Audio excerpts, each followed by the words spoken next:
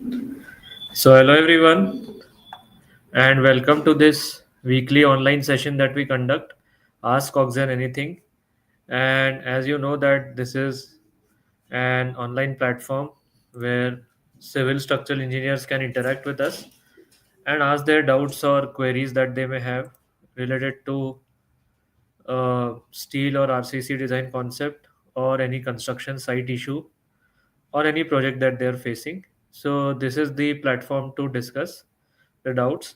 And as you know that this session we conduct on every weekend, and this is the 56th such session that we are conducting.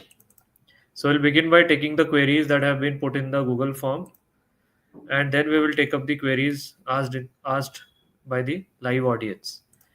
So let's start. And the first query has been asked by uh,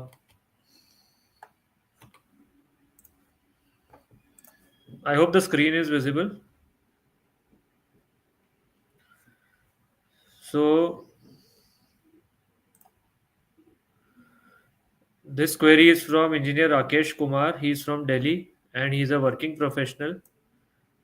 His question is in a RCC building foundation, the pedestal height is generally provided to achieve the required development length in compression. How should the cross sectional size of the pedestal be determined? Is it acceptable? Okay, so this is the first part he's saying in a RCC building foundation. So I'm not sure if your building is RCC, why are you calling it as a pedestal as such? Because if your building is RCC, this column is continuing above also. So your statement that the RCC pedestal height is provided to achieve the required development length, this statement is not correct in my opinion, because the pedestal height is generally governed by what is your level, what is your NGL, natural ground level, till what FFL you need to take your column. And of course, if it's an RCC structure, we are assuming that the columns are also going to continue beyond the FFL, a finished floor level that is. And then the depth at which you are keeping your footing as per the bearing capacity recommendations given to you. So the height of pedestal is usually worked out from that data. I'm not sure that why you are making this statement that the pedestal height is generally provided to achieve the required development length. No, it's not so. If you had, let's say, a steel building, and let's suppose that this was your steel building and this was steel column, and then below the steel column you had provided this base plate, and below base plate you had provided your pedestal, and then that pedestal was continuing, and then there was a footing below. Now, in this case, also, as I told you, the pedestal height is determined by what is going to be your NGL. Let's say NGL is over here, then you have got FFL. So you will take your RCC pedestal till the FFL level, above which, let's say, you are providing your steel column. So height is determined on that those considerations. Yes, I do agree that the depth of foundation, this depth of foundation, this because the bar that you are providing in the pedestal beyond the face, or let's say beyond the starting point of this column or pedestal, this straight length needs to be checked for LDC requirements. This is correct, that whatever footing you have provided beyond the face, the straight length has to be checked for LDC, and then the total length, including the 90-degree bend and the extension, has to be checked for LDT, that is the development length in tension requirements. So that's the statement that you have made is applicable for footing depth, not so much for the pedestal height. Okay. So I hope you have understood. Yeah. Then is it acceptable to provide a uniform offset of 200 mm from the column face on all sides and then check the footing for punching shear?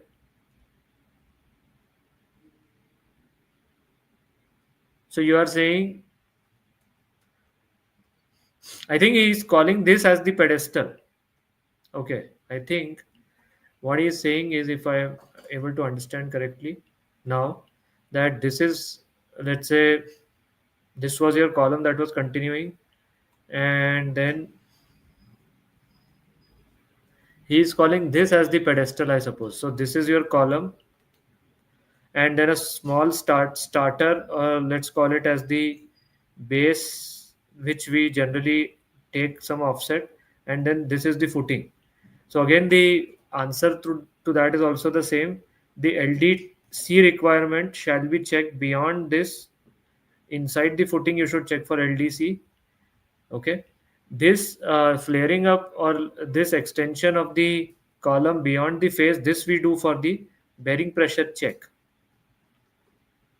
So because sometimes it is possible that the bearing pressure at the column to footing interface exceeds the bearing pressure permissible values over there. Yeah, maybe he's talking about Anand Jha sir is live today, so maybe he's talking about step. No, I think he's talking about this extension that we provide beyond the face of column near the footing column junction. I think he's talking about that.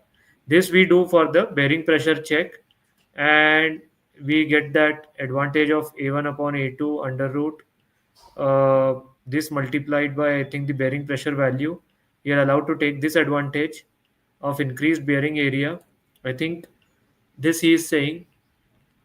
So if you are providing this for punching also, you can include this in your calculation. So then you can check for punching at a distance d by 2 from this face, and this becomes your critical perimeter d by 2 from the face of this base, where you can check the punching. Okay, right. So this was engineer Rakesh Kumar from Delhi. Then next question is from engineer Pranav Bhandwarkar. He's from Pune, India. He's a working professional. How to apply monorail loads on beams. So what is a monorail?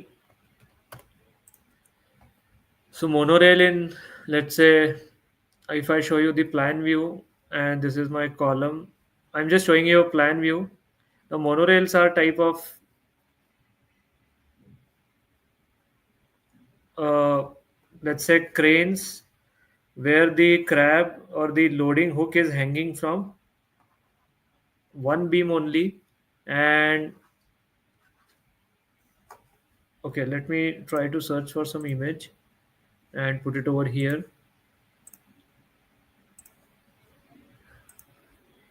Monorail in industrial building.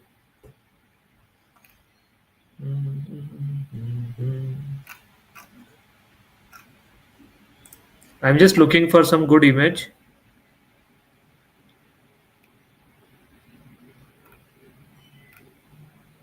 And these types of monorail systems are usually seen in an industrial, more commonly seen in industrial type of structures.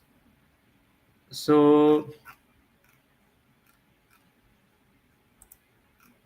out of the many images that I can see, I think this image looks good, which I'm just pasting in the,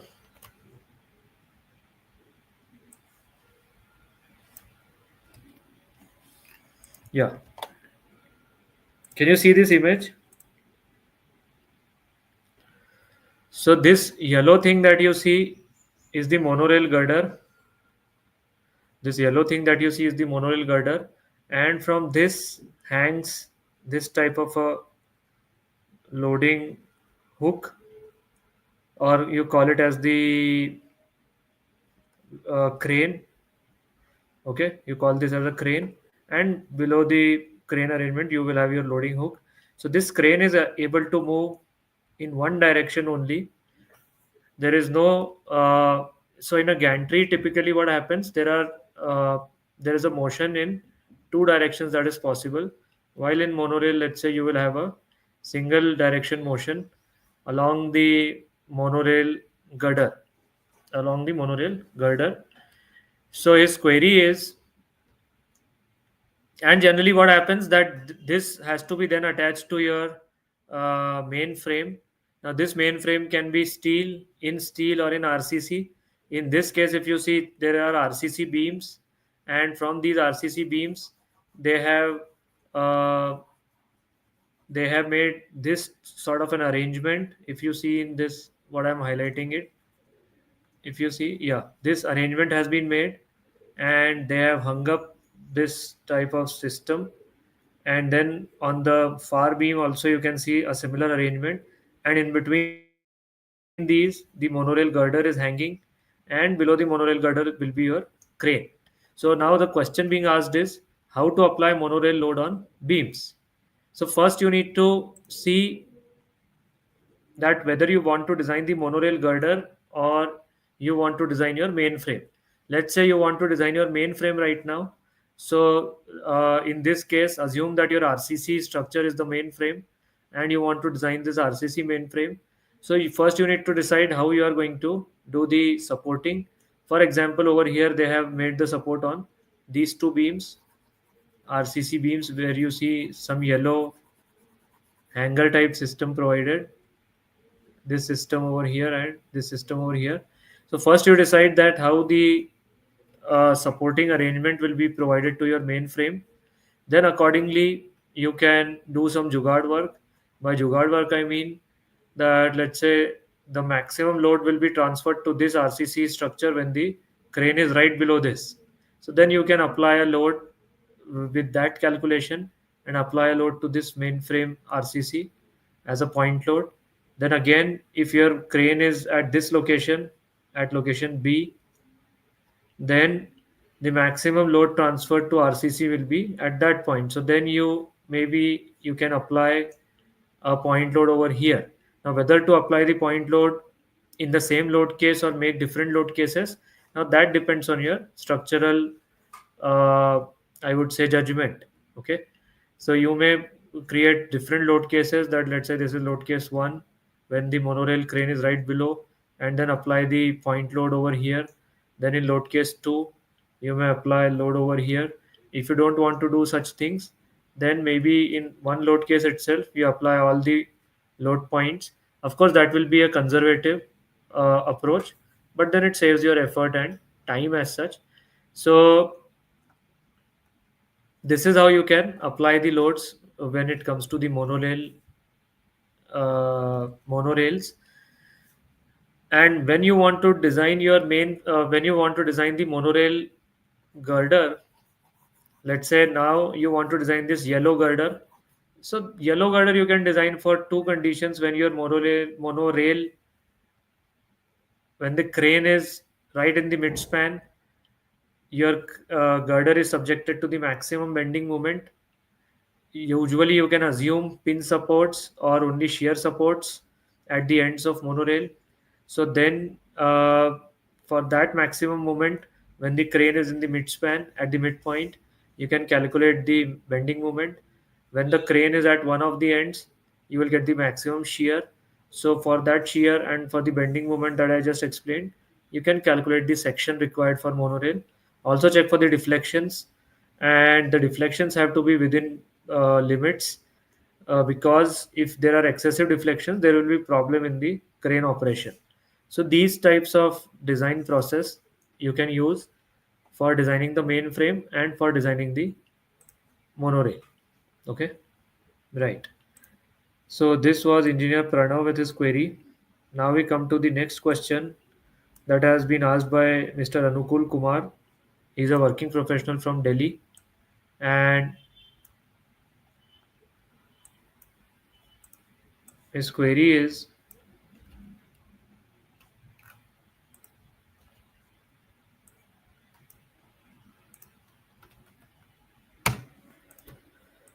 okay, so he has put one image also. So let me bring that image as well. Image. Just a minute.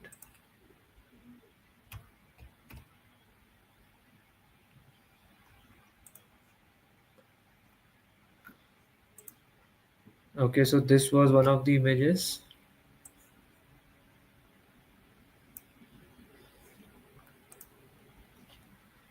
and he had shared one more image. Okay, I think this image is better because he has. I'll delete this image and paste the new image. Yeah, this image is more instructive or informative. So what he's saying, I'm currently designing a 1400 by 1400 pedestal that supports 5 columns. One steel column located at the center and 4 RCC columns positioned around it. So this is the steel column in the center, and then you see 4 RCC columns on the corners. The peripheral RCC columns are required due to presence of walls on all sides. Okay, so these there are walls over here in this image. Maybe it's not visible, but there are these walls. To support these walls, these 4 columns at the corners have been provided, particularly to ensure adequate structural support at the corners. So these are what he's calling them as Mullion columns. That means they are just there to integrate the walls at the corners. So then these are not structural load bearing, so to say. They are just to tie up the corners of the walls. Since both the steel and RCC columns are resting on a common pedestal, I would like guidance on the appropriate modeling and design approach in ETABS, especially how should the pedestal be designed considering the combined load effects from all 5 columns. I have shared the attachment. Okay. Now, so see, structural methodology for such kind of elements could be. So I will not take this case. Let's take another case where you had a column over here. It was having some moments, and you had some structural columns at other locations also, because in your case the 4 corner columns were just Mullion columns to tie up the walls. But let's say you had some structural columns which had loads on them. So now your question is that if this is my situation and all columns are having certain reactions for each load case, dead load, live load, etc., etc., how to come up with a common pedestal for it. So see, this will require. So what he is saying is that he wants a common pedestal. So he wants a large pedestal like this, and from this large pedestal, 4 columns will start, or 5 columns will start. So in cross-sectional view, it will look like this: that he has a big pedestal. That big pedestal may rest on the footing, and then from this, he's having his 4 columns starting whatever. Okay, and let's say this is view A that we are trying to draw over here, and whatever this is NGL and some FFL, and above the floor finish level he has these independent or individual columns,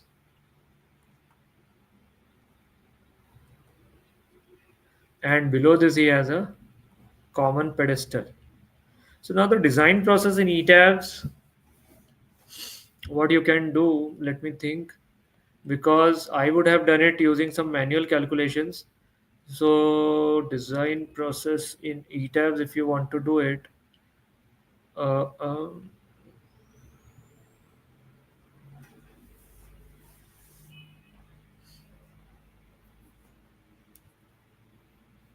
because generally we model our columns as a line element, isn't it? So now if there are 5 line elements over here, and my line element, let's say for this pedestal, will be at the center. So what to do? Any suggestions from anyone? Maybe one of the things could be that you connect all these items with a rigid link. Although I have never tried it myself, you connect all these items with a rigid link.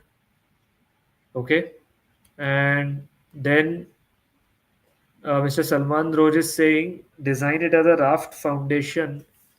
But in the raft foundation, what Mr. Salman is saying, that you take and export this to, let's say, a software like Safe, where you can do the raft.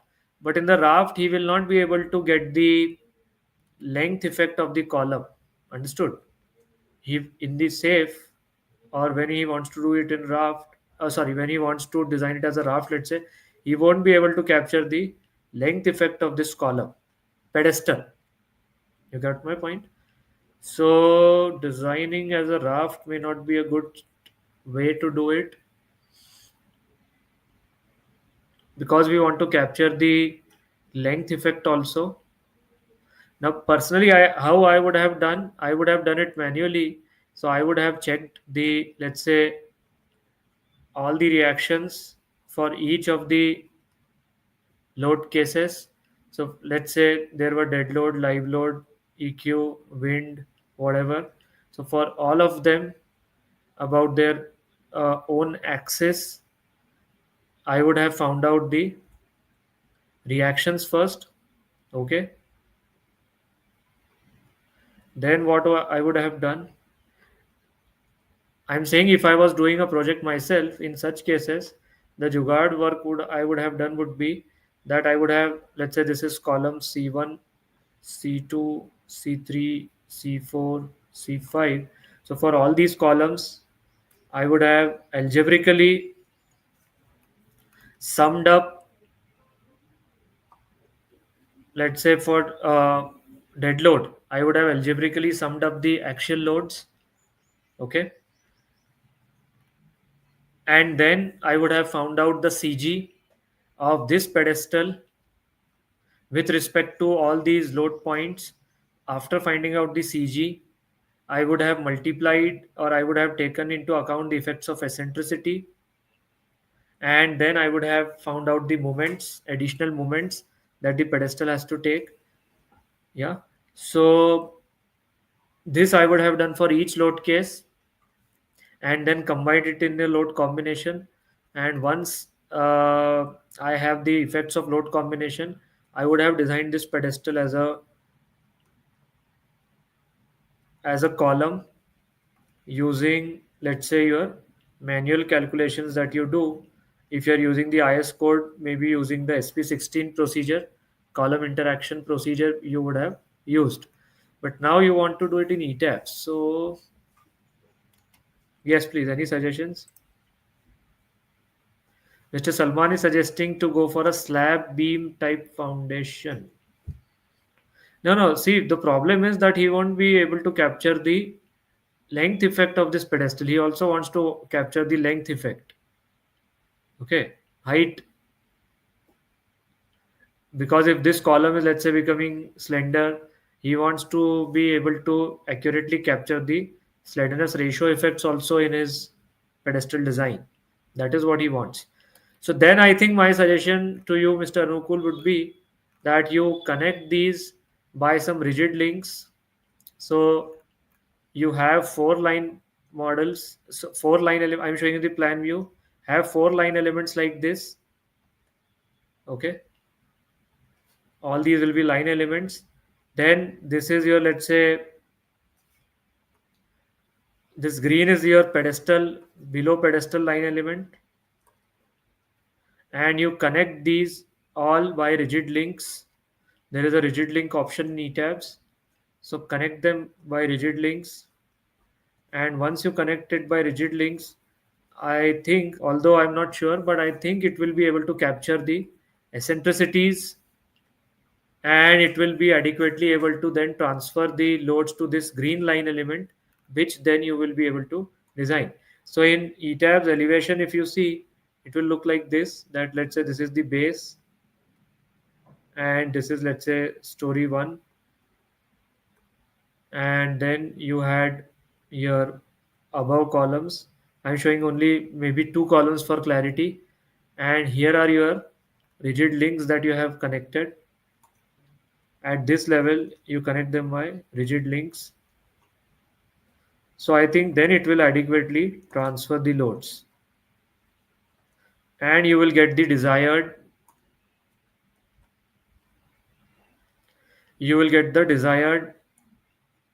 action, or the desired member forces in the pedestal below as well. So I think something like this can be tried out. Okay. So this is my opinion. You can try it out. If I was doing it as I just told, I would have used some manual calculations like this. But this is interesting. I had never thought about such a situation. So just try this rigid link thing and tell me what happens. Okay. Good. Then next query is from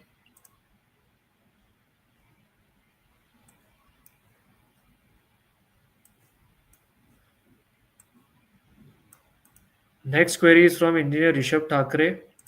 He is a working professional from Mumbai, and he is saying in ETABS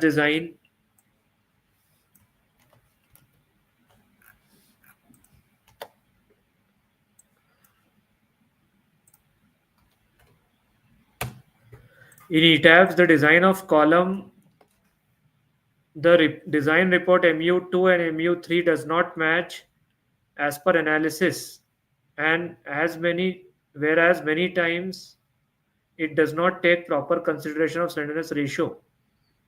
No, I don't think that is true. You need to provide me actual screenshots before we can make such a statement. So see, your analysis MU2 and analysis MU3 that you get from certain load combination. Let's say you had a load combination like this, for example, and from there you got some MU2, MU3. Now, are the design column moments the same as the analysis moments? Tell me, those who know column design, what additional things we consider when we want to find out. Okay, Mr. Anukul is saying he is adding one comment. Initially, I was also thinking to do as you explained, but it's a big airport project and maybe manually will take a lot of. Yeah, I agree. Manually doing this type of work may take lot of time, and especially if you have multiple such cases, it may take time. So then you follow this type of thing, rigid link. Follow this suggestion and see what is happening with this rigid link thing. Okay. Although I have also never tried this, but I think this should work because using the rigid link, it will be able to adequately transfer all the loads from this column above to the pedestal below, and then you can properly design the pedestal. So just try this out. Yeah. So analysis moments, they are not same as the design moments. Why? Because there are two effects that we have to consider. One is the effect due to minimum eccentricity. The minimum eccentricity moments we have to consider, and we also need to consider the additional moments due to slenderness effects. The clause number, I think 39.7 point something in IS 456. So the softwares are designed to consider those effects. So they will calculate one MA, which is I think some PU upon 2000 into the lateral dimension into this type of a thing. And using this, it will calculate the additional moment. And then that additional moment gets added to the analysis moment. And that is compared with the minimum eccentricity moment. And accordingly, the design moments are uh, considered. So analysis moments and design moments are not same because as I just told you, two extra effects are to be considered while calculating the design moments. So first you check that, go to the design report, right click on the column and go to the details, flexural details. You will see all these things being done. His second question is the proper consideration of slenderness ratio. Again, you need to present some actual data points for us to make this statement. I have not seen this type of a problem in ETABS at least. Sometimes it may happen in ETABS that it wants you to consider the P delta analysis, and that's why it may take the K value as 1. This may happen. So the sway, it will divide the moments into sway and non-sway moments if you see. and the k value for sway it takes as 1. This may happen sometimes because it expects you to do the p delta analysis, but otherwise such a thing does not happen in ETABS. So give the actual data points, and then we will be able to make such a statement. Okay. Okay. Then next question is from engineer Vaibhav Khairnar. He's from Nashik and he's a postgraduate student. I am designing a B plus G plus 7 story structure. To reduce the cantilever length, I am proposing flared columns tapered from ground floor to first floor. My doubt is whether the reinforcement for the flared column should be continued from the basement level or whether new bars should be lapped from the ground floor to first floor and above. So I think he is saying that, let's say, what I have understood is that he had a story like this, and then there were stories over here,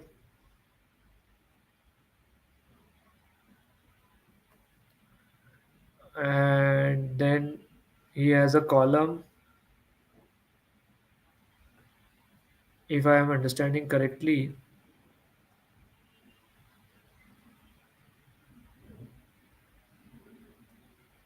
This is his cantilever, and general column line was like this. And wherever the positions of basement wall, we are not trying to draw the basement wall positions. And then what he has come up with, that he has decided to flare up the column like this. I hope the figure drawn is a, this is the sectional view. Okay, so he is doing something like this. So to reduce the cantilever, he is flaring up this column.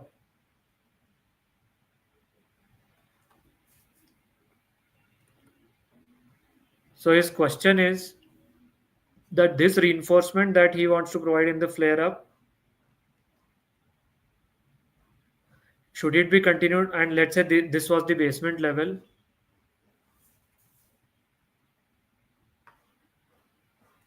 So your some of your bars will be, let's say, straight, going right from, coming right from like this basement and then continuing. Now he's asking that should the reinforcement from column be continued from the basement level or whether new bar should be left. So see, whenever you have such flaring conditions, the basic thing to understand is the codal requirement, where it says that whether you can take this bar and turn it like this. Can you do it like this? What are the rules? Anyone is aware? Hello? Anyone is aware of the rules for doing such a thing? Can I just bend my bar like this in elevation? This is the elevational view I'm drawing. So what are the rules for this? So the rules are that the slope of this bar cannot be steeper than 1 in 6. So you cannot have a slope that is steeper than 1 in 6. In this case, let's say you are having a slope which is steeper than 1 in 6, then you cannot continue the same bar like this. Then maybe what you need to do is that your straight bars from the bottom, they go, I'm not good at drawing, but what I'm showing you, that this bar, then you can take it beyond this and develop it till LD and then curtail. For the bar in the flared region, maybe you can take it to the farther end and then just develop it, and other bars may continue straight like this, and the bar in the, so whatever bar you can take straight, you can take it in the above flared portion, and whatever bars there are, you have to put them as inclined like this. These bars need to be adequately provided development length beyond this face. Okay, so this type of work you will have to do. The basic logic remains that the bar bend cannot be steeper than 1 in 6. This requirement of 1 in 6 is given to you in the SP 34. So You can refer to that as well. Okay, next query is from engineer Mahesh. He is from Hyderabad, and his doubt is regarding the story stiffness.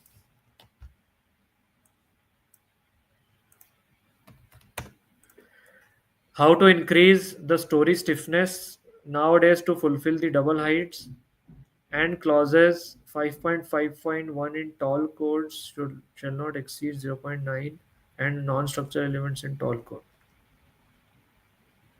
The story stiffness you can increase by increasing the section sizes.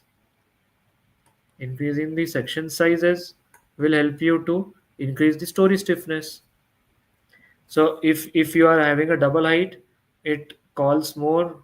I mean, you there is a more need to go for a further uh, larger size of your framing elements. Okay, so it's simple. You need to increase your sizes to increase the story stiffness. And what about non-structural elements? The question is not very clear. So if you could elaborate what you want to ask for non-structural elements. Next query is from engineer Farhan Sheikh.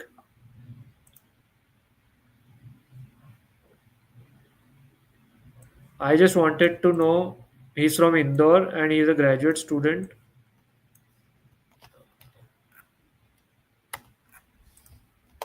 So he's saying, I just wanted to know how can I design the crane beam and apply the load for analysis.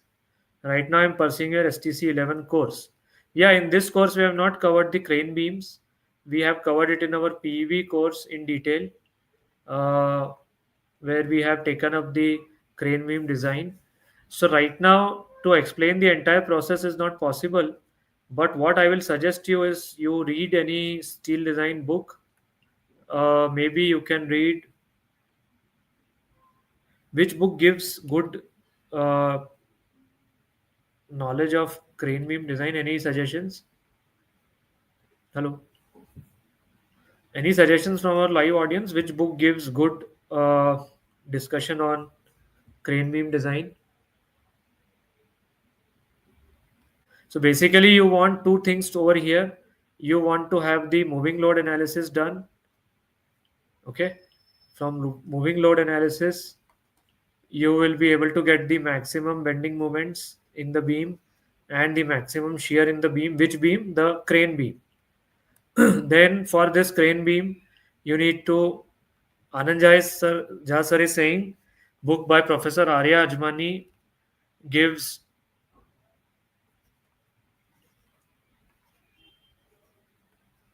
So I think that book is not available in the new code, that is the IS 800 2007, but the concepts of moving uh, the concepts of moving loads, influence line diagram, what should be the load position for a crane beam. Yeah. So the load point CG and one of the load points should be equidistant from the CG of the beam, that concept.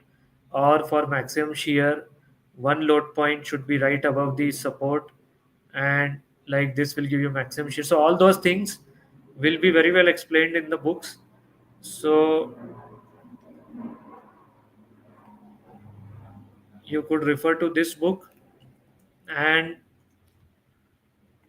as per new code, Professor N. Subramanian sir's book, you could refer to these two books.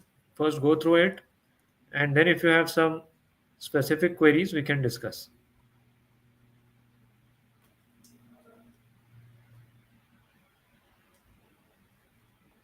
Okay.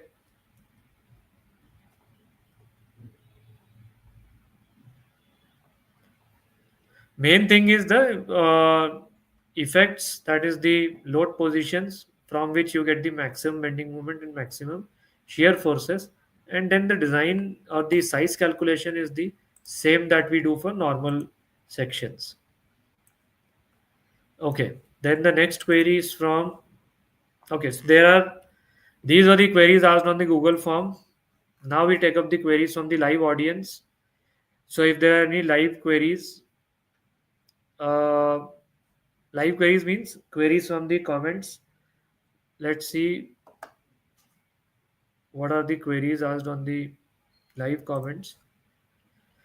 So Engineer Rajesh Singh is saying, hello sir, can you please explain the position of load in Idea Statica for moment connection if I'm using the weld type? So if you are using welded sections and let's say this was your column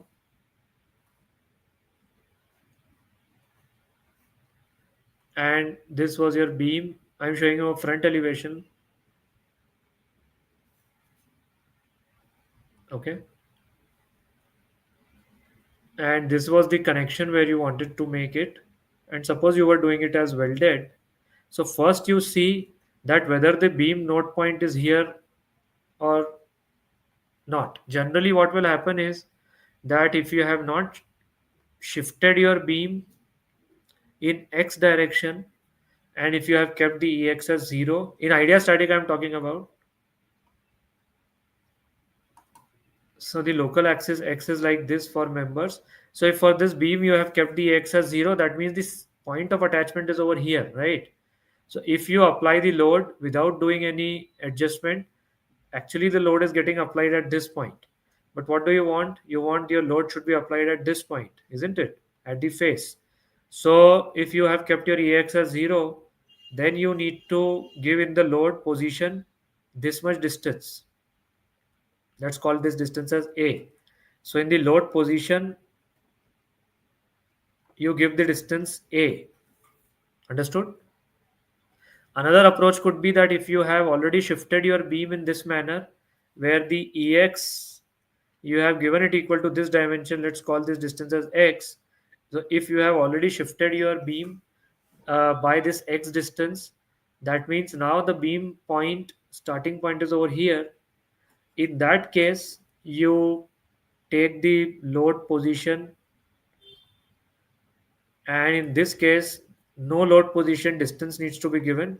You can give it as 0 also. Okay, and then always check, and then always check the deflection pattern that you're getting and the bending moment that you're getting. So in the, if you go to load option in idea statica, select wireframe and just click on the load case. So you will get some bending moment diagram. So if you are getting this type of bending moment diagram, then you need to see the load position carefully and apply these concepts that I just discussed.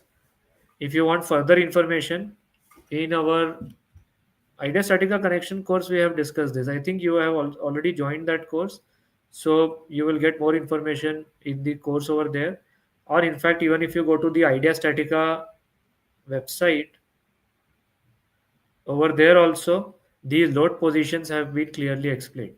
Okay, so just to quickly repeat, if you have provided ex as 0, that means connectivity is like this, then you need to manually put the load position by calculating this distance and then putting the value. If you have already shifted the beam by giving certain ex, and the ex is such that the beam is already at the face modeling wise, then you need not give any load position value. Okay, all right. Next query is from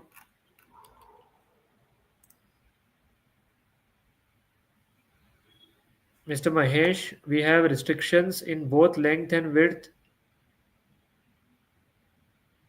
Okay, I think he is talking about this regarding story stiffness. We have restrictions in both length and width. In this case, we have implemented the flag walls and we are achieving good stiffness. What is flag wall? I'm not sure what is the meaning of flag wall. Any other method? See, increasing the sizes, increasing the section sizes, or reducing the height is the only way in which you can increase the stiffness. or adding more elements, or adding more number of columns or more number of walls in your plan. These are the only options available to increase the stiffness. Either you put more elements, or you increase their sizes, or you reduce the story height. Yeah. Any other question or query? So we have taken all the queries that were put in the Google form. We have already taken all the queries from the live comments also. Yes, please. Any other question or query you have? Anyone in the live audience has any query?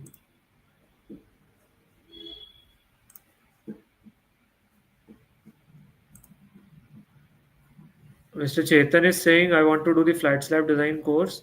You can send me a personal message on WhatsApp. I'll guide you further. I'll send the WhatsApp link at the end of today's live session, so you can connect with me on WhatsApp. Mr. Babu is asking how to determine the size of welds and PEB section between web and flanges, how it is calculated. So the size of welding between the webs and flanges, there is a guideline given to you. Basically, you want to calculate the stress level. So if this is your flange and this is your web, and these are the welds that you are providing, Mr. Babu is asking how to design this weld over here. So there is a clause in the code given for the continuous welding, or for the weld connection between the flanges and web in IS 800 2007. So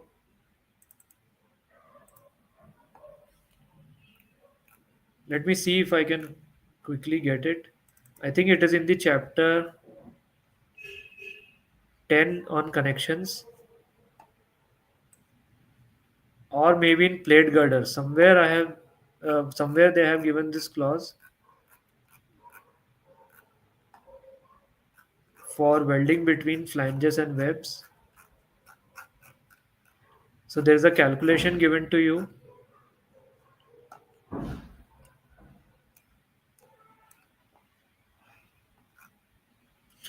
Anybody remembers which is that clause?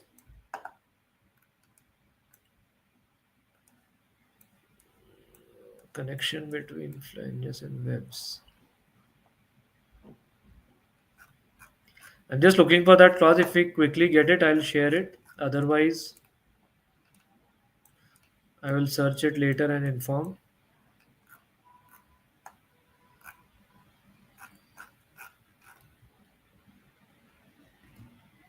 5.5.1. Acha nahi, this was something different. Uh,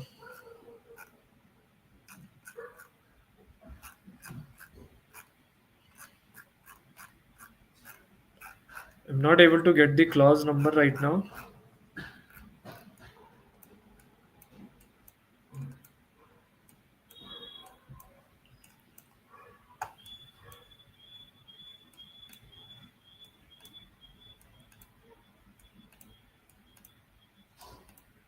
So the simple concept that you have to use is that whatever is the bending moment, see whatever is the bending moment for which you are designing your girder or this plate section, you divide it by the lever arm between the two flanges. Okay. From this, you will get the individual compression and tension force that each flange has to take along the length of this girder. Do you understand? Along the length of the girder, it will you will be able to calculate the tension and compression force that each flange has to take, C or T. And for this C and T, you need to design your weld. So this is how you do it. And generally, this type of calculation you can do for 1 meter. Okay. So along 1 meter length, how much weld length is sufficient, that much you can calculate. So this clause is given. I'm not able to get it right now, but the IS 800 does have this uh, criteria given. Okay, right. So generally, the minimum weld thicknesses that we provide for fillet weld, uh, that is sufficient for your general plate sections, three plate sections, which are designed for movements. That much weld is sufficient because we have see two welds that you can provide for each flange. So usually you will see that the welding length or the welding thickness that we provide as per the minimum requirements is usually sufficient. And this clause that I just told you, you will get it in the code IS 800 2007. Mr. Mahesh is saying, please explain clause number 5.5.1 of 16700/2023. What this clause 5.5.1, how it really affects the structure. What is 5.5.1? Let me check. So, uh, 5.5.1.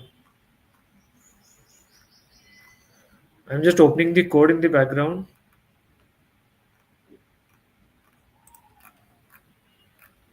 Where is code? IS 16. Yeah.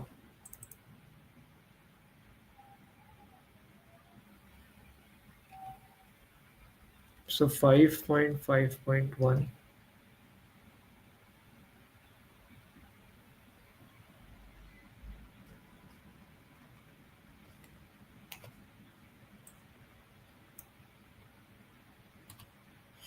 He's saying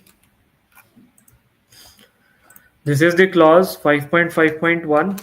The natural period of fundamental torsional mode of vibration shall not exceed 0.9 times the smaller of the natural periods.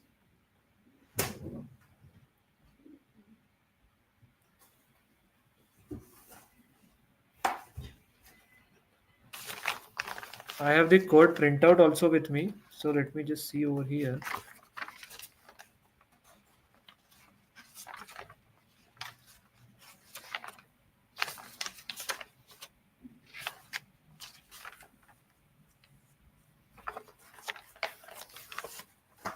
Yeah. So let's say you are getting some time period in torsion that shall not exceed 0.9 times the smaller of the natural periods of the fundamental translational modes of vibration. So let's say you have time period in x, maybe x and y are planar directions. You have time period in y, and let's say this was 3.4 seconds, and this was 3.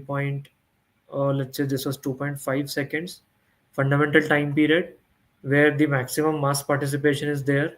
So they are saying that your torsional mode shall not exceed 0.9 times the smaller of the natural time period. So your torsional mode shall not be more than 0.9 into, let's say, 2.5.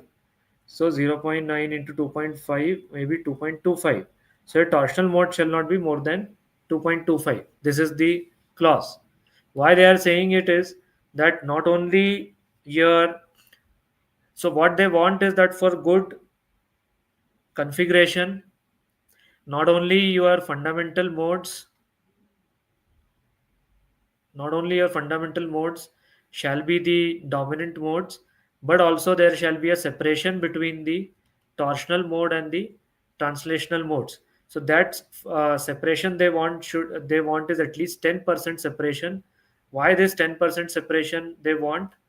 Because of the, to avoid the coupling effect. So what happens sometimes in under the seismic loads, that if your translational mode time period is very close to the torsional mode time period, there will be a coupling. Coupling means the mode shapes that you will get will be a, not a pure translation but a coupled one. So to have that sort of a decoupling, they are wanting this to be satisfied. This is the meaning of the provision. Okay.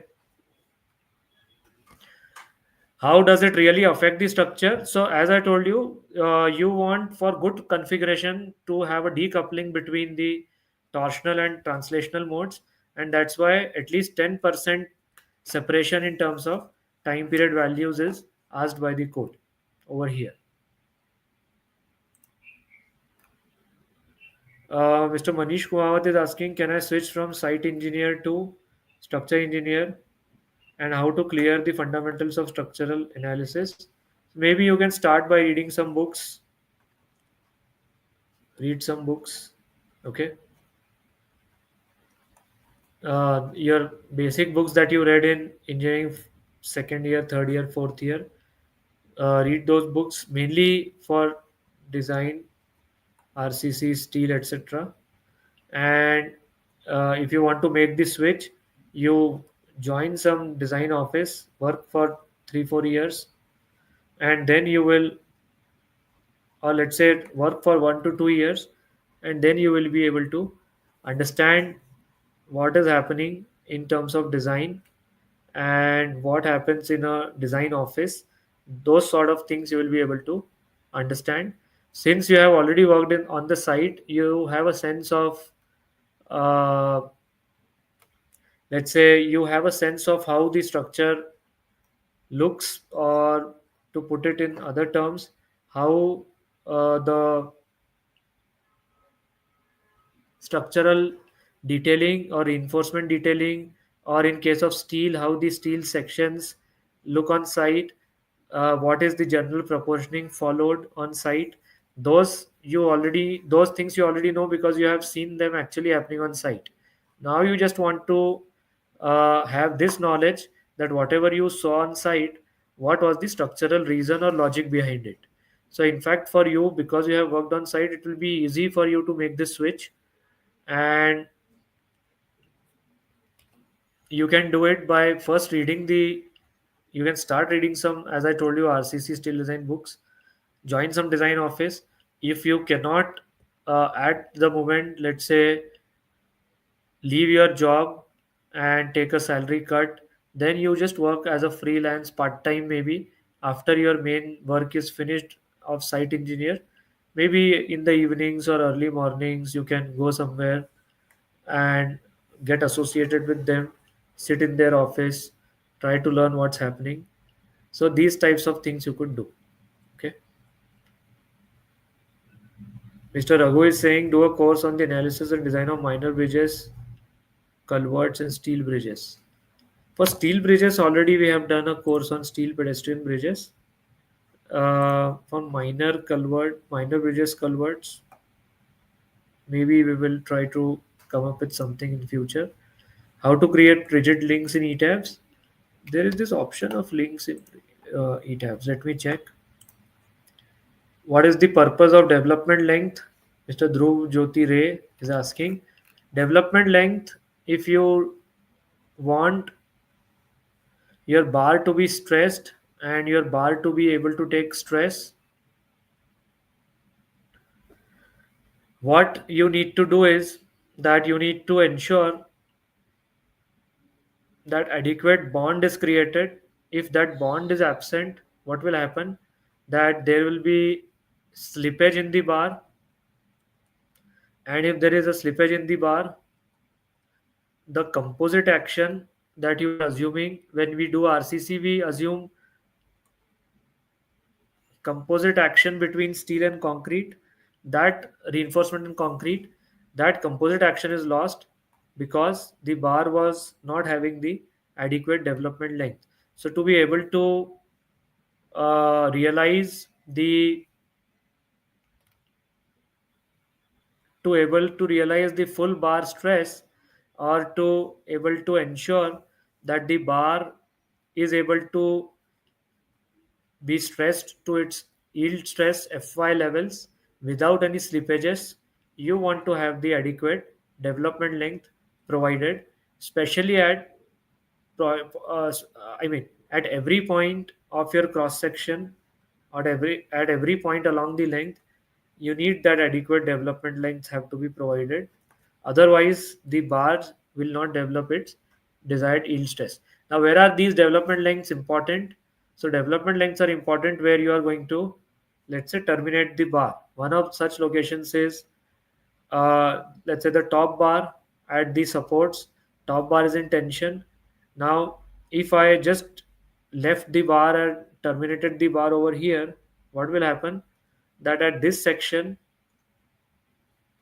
it does not have development length on one side. On the other side, it does have, but on the other side it's not having left of the section. So there will be a bar slippage at this point. If there is a bar slippage, the bar is not able to reach its full yield level Fy that you have considered in design. So therefore, you need to ensure that you are able to develop the bar to full LD. And then those LD calculations are given in different codes. Uh, in ACI code, the development length calculations is slightly different. In IS code, the development length calculations is slightly different. So then you need to see how to do those calculations. Okay. All right. How to create rigid links? In ETABS, there is this option of rigid links. I have not used rigid links myself, but I have seen this option uh, of rigid links.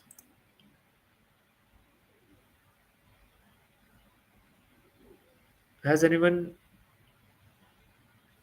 links? I think in section properties, if you go, there's this option coming for no, but this is not helpful. I think all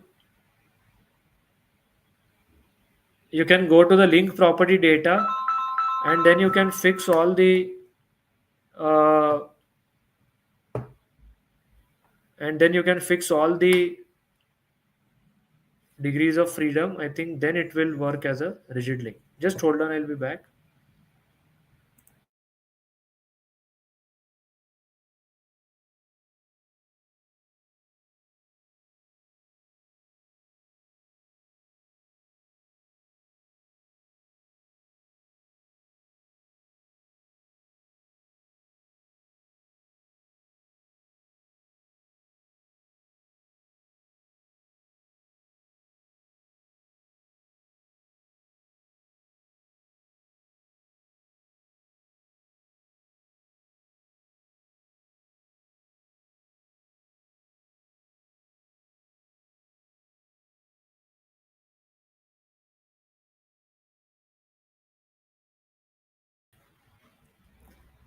Yeah. So using the link property data, I think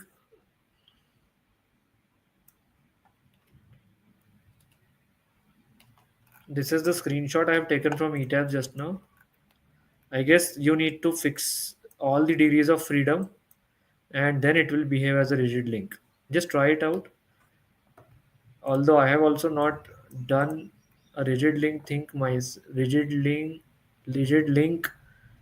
myself, but I think this is the way to do it. Okay.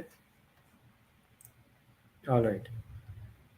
Purpose of development length we have already answered. Mr. Raghu has sent some queries on the email. Let me see email.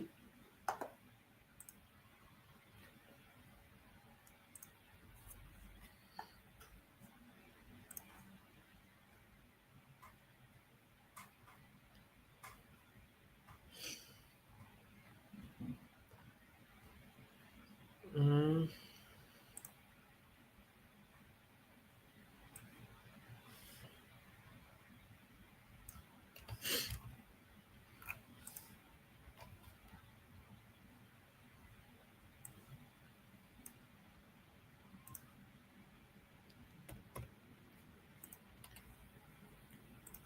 Mr. Rishabh had also provided one column design report.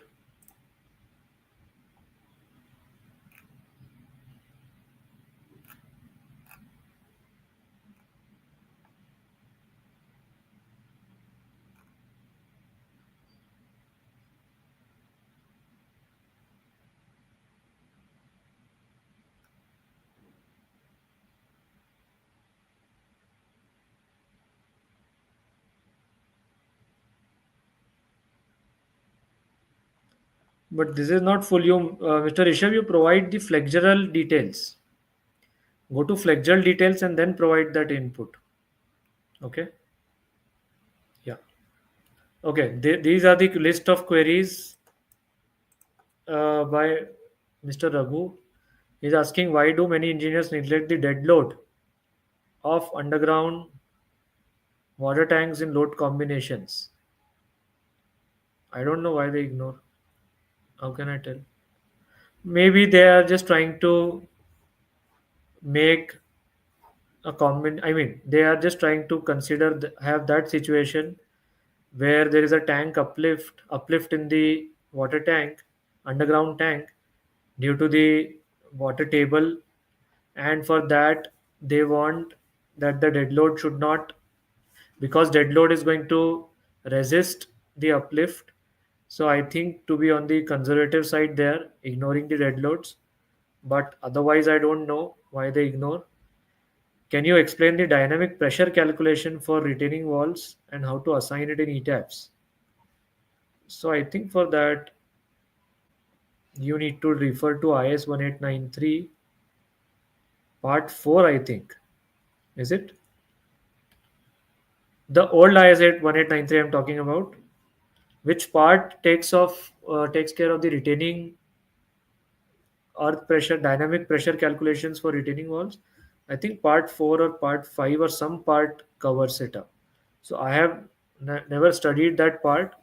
So I don't know how to do that calculation. But once you get the values, assignment you need to do as we do it for, let's say, your water tank walls, by using the uh, AX plus BY plus CZ plus D type of thing, where we calculate the A, B, C, and D and accordingly apply the load. So once you get the load application is not difficult. That process remains the same.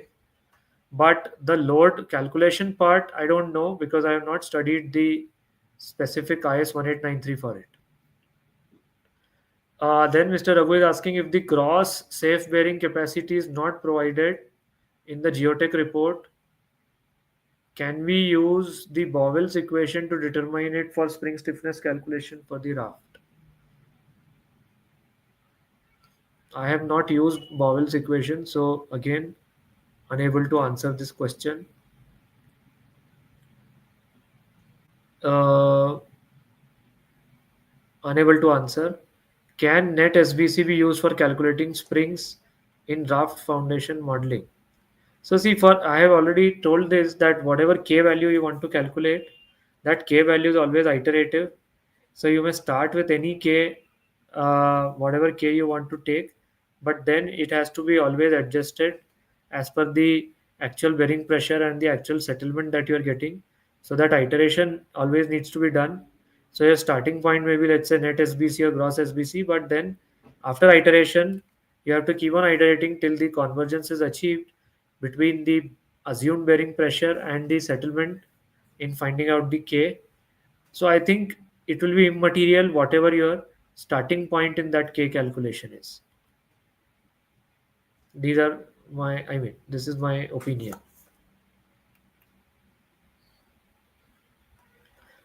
Regarding Bowell's equation, I'm not very sure right now. Dynamic pressure, I don't know for dynamic earth pressures. And dead load we already answered. Yes. Anything else? So I think these were the questions that were put for this episode. Mr. Rishabh Thakre, as I told earlier, he had also shared the column report, but then he needs to share the flexural design page, because in summary page you won't get the details. You share the flexural design, flexural details page of this report. Okay. Yeah.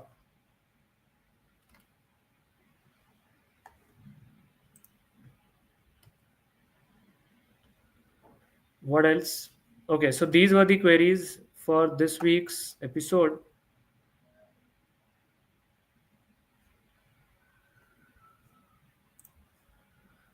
Mr. Mahesh is saying, same in IS 16700-2003. Please explain the clause 10. What is clause 10? Clause 10. Clause 10. What is? I'm just looking for clause 10.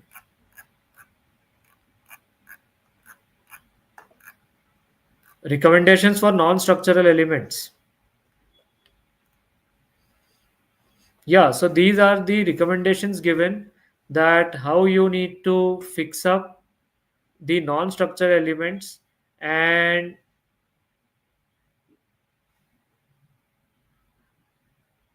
uh, what forces you need to calculate. So those force calculations are given. I'll just put over here. So, for example, they have classified your non-structural elements into displacement sensitive and uh, acceleration sensitive NACs and deformation sensitive NACs. And let's say for acceleration sensitive NACs, they have given this type of force. So this is the force that your NAC, non-structural element, will be subjected to when acted upon by earthquake.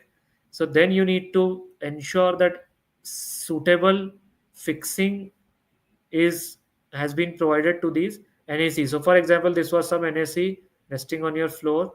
Okay, now you calculate the force that will act on this NAC under the effect of earthquake load, and then in the design of this attachment of this NAC, ensure that suitable attachments are made so that this force is resisted. So then this formula is given to you, and in the next provision they have given the formula for displacement sensitive also. Generally, for displacement sensitive, they have given the relative displacement between the 2 points. So this type of calculation has been given. So you need to calculate this delta lambdas, the difference between the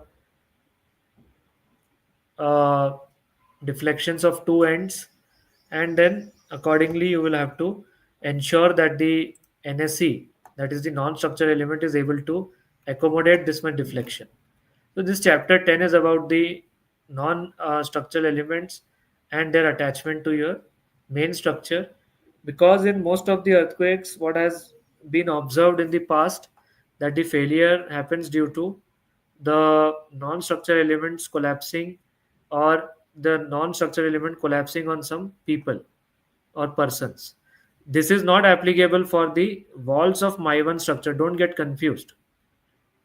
So the let's say the walls in your aluminium formwork,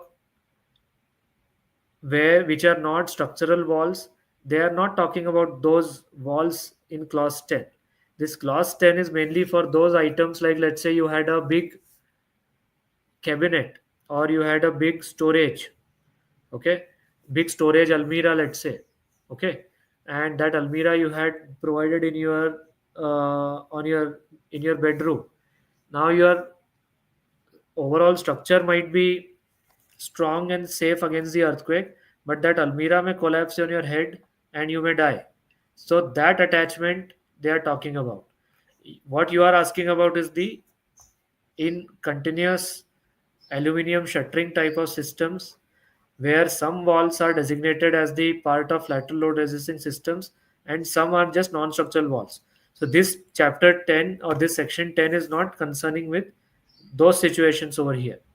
It is concerning with these uh, items, or these, let's say, objects that you have in your floors, which may fall down and may harm you. Okay, right.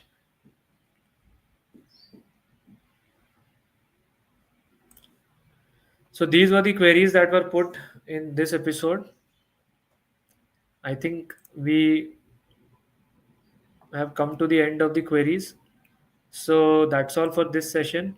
And as you all know, that you can, throughout the week, if you have any questions, the link for it remains the same. You can keep putting uh, your queries in the same Google form, and once every week when we meet, we will take up your queries. So the link for Google form is this, which I am sharing on my screen. So you can continue to put your questions in the same Google form, And if you want to connect with us on WhatsApp, then you can click on this link to connect with us on WhatsApp.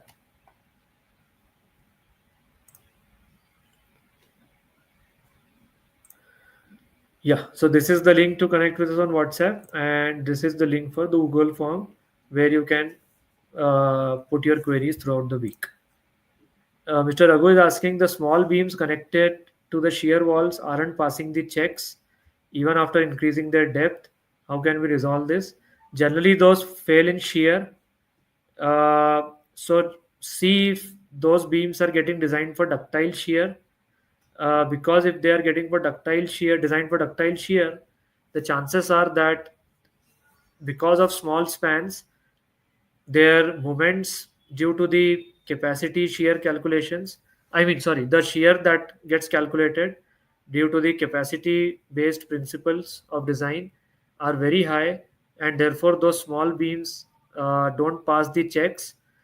As I just said, those checks are mainly for the capacity shear that is calculated based on the probable moment capacity. So maybe those beams, you can just see what's happening with them, and if their L by D ratio is, let's say, sort of L by D ratio is less than, I would say, 2, you design them as spandrels by providing diagonal beams instead of the shear calculations as per probable moment capacity. So do this type of a thing over there. Okay. All right. So that's all for this episode then. Thank you for joining, and we will see you next week with another episode. Till then, have a good time and have a great week ahead. Bye bye, and thank you.